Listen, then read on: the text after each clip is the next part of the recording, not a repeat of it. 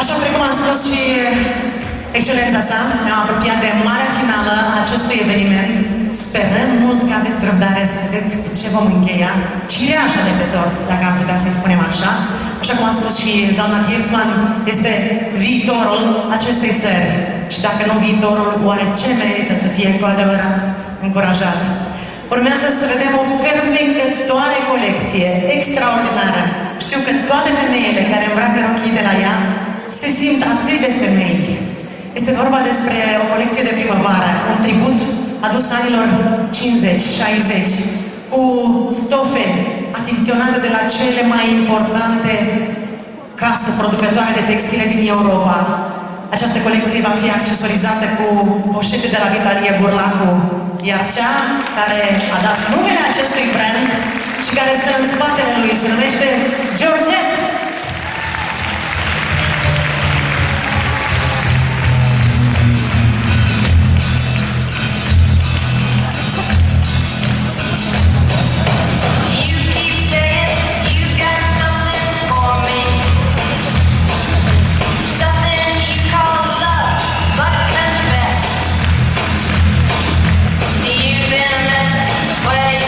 Been a mess, and now someone else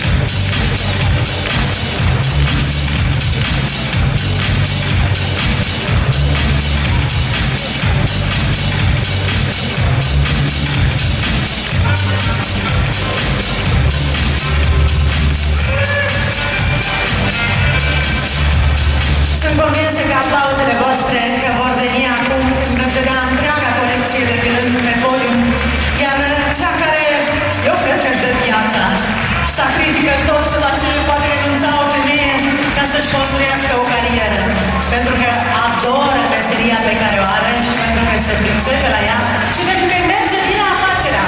Ea se numește Georgeta Mir și este designerul și proprietarul brandului Georgette.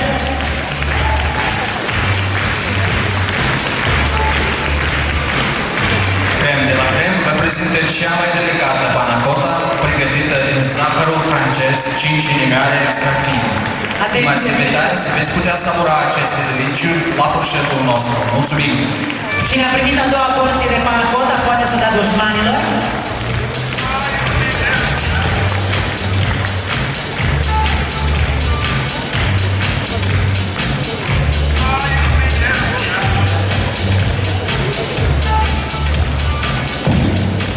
Am vrea să vedem voluntarii care în seara aceasta vând bilete pentru tombolă. Dacă sunt în sală, măcar să ne dea de înțeles. Mai aveți bilete? E gol.